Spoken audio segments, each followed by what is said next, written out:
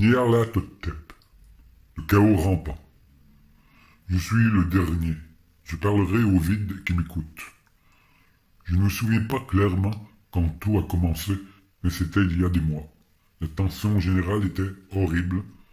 À une période de bouleversements politiques et sociaux vint s'ajouter la crainte bizarre et obscure d'un abominable danger physique répandu partout, menaçant tout, comme on ne peut en imaginer que dans les plus atroces fantasmes nocturnes.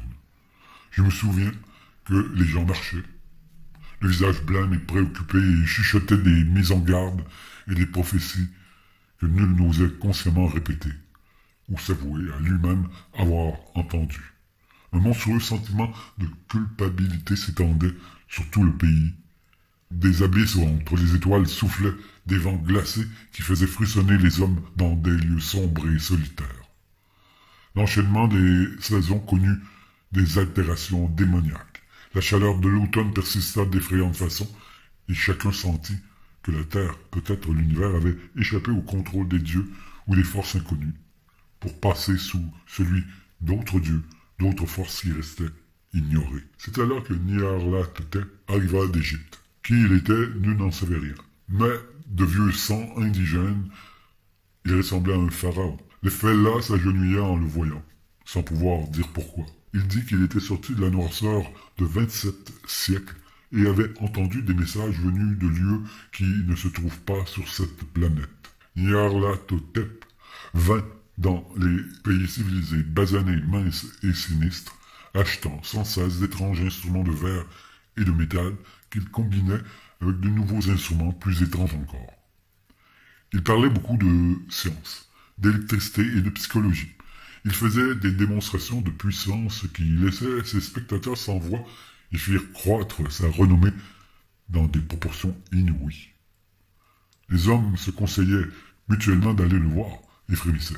Et là où allait Nyarlathotep, disparaissait le repos, car le petit matin était déchiré de hurlements de cauchemar.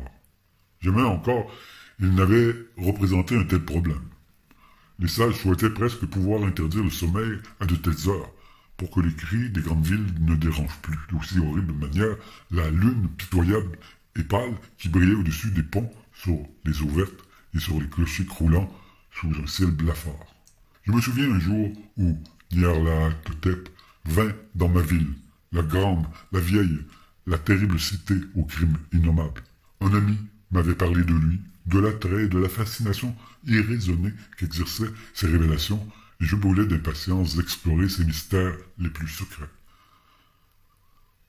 Mon ami me dit qu'ils étaient plus impressionnants et plus horribles que tout ce que pouvait concevoir l'imagination la plus enfiévrée, que ce qui était projeté sur un écran dans une salle obscure prédisait des choses que Nyarlathotep était seul à oser prédire, et que dans le crachement de ces étincelles était pris aux hommes ce qui n'avait jamais été pris.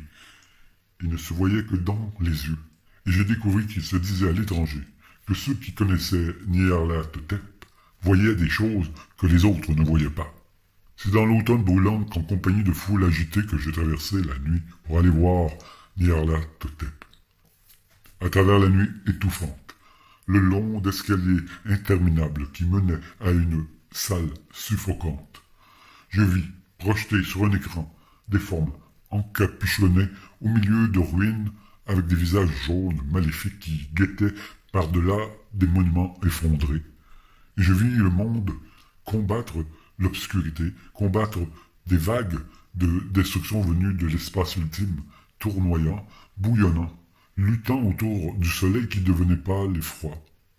Puis des étincelles coururent de façon étonnante autour des crânes des spectateurs, dont, pour finir, les cheveux se dressèrent, tandis que des ombres, plus grotesques que je ne saurais dire, venaient s'accroupir sur les têtes. Et quand, moi qui étais d'esprit plus froid et plus scientifique que les autres, je marmonnais en tremblant une protestation où il était question d'imposture et d'électricité statique, Nyarlathotep nous fit tous sortir et redescendre les marches vertigineuses pour déboucher dans les rues désertes, humides et chaudes, à minuit.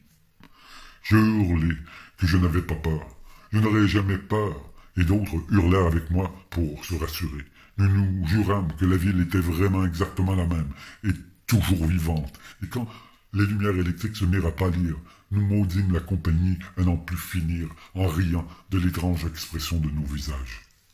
Peut-être sentions-nous que quelque chose descendait de la lune verdâtre, car lorsque nous dûmes nous fier à sa lumière, nous dérivâmes, sans le vouloir, en curieuse formation, semblant connaître nos destinations, sans toutefois oser y penser.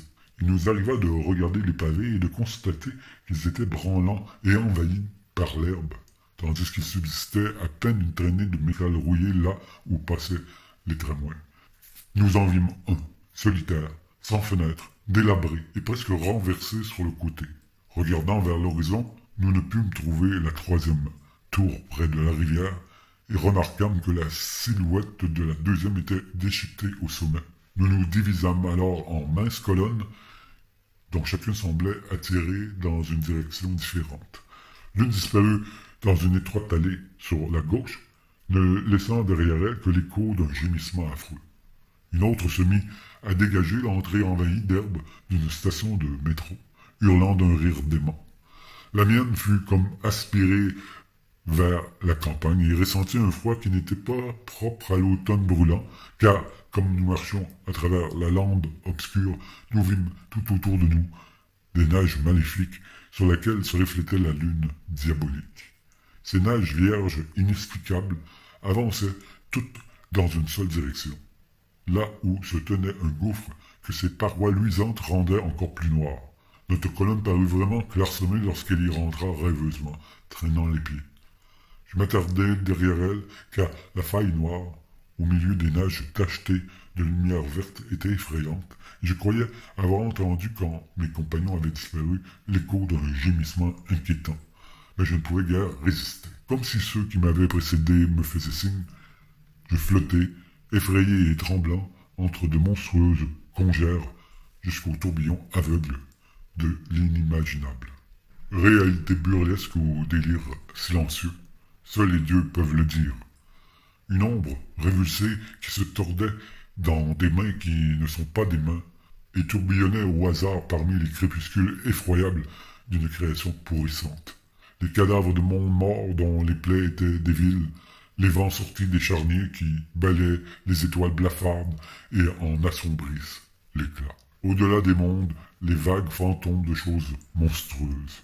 Les colonnes entreaperçues de temples non consacrés qui reposent sur des rochers sans nom en dessous de l'espace et se dressent jusqu'à des hauteurs vertigineuses au-dessus des sphères de lumière et d'obscurité. Et à travers tout ce révoltant cimetière de l'univers, un battement de tambour assourdi, à rendre fou, et la faible plainte monotone de flûtes impies, venues de lieux obscurs, inconcevables, au-delà du temps. La musique détestable sur laquelle dansent lentement, gauchement, absurdement, les dieux ultimes, gigantesques et ténébreux, les gargouilles aveugles, muettes et stupides dont Nyarlathotep est l'âme.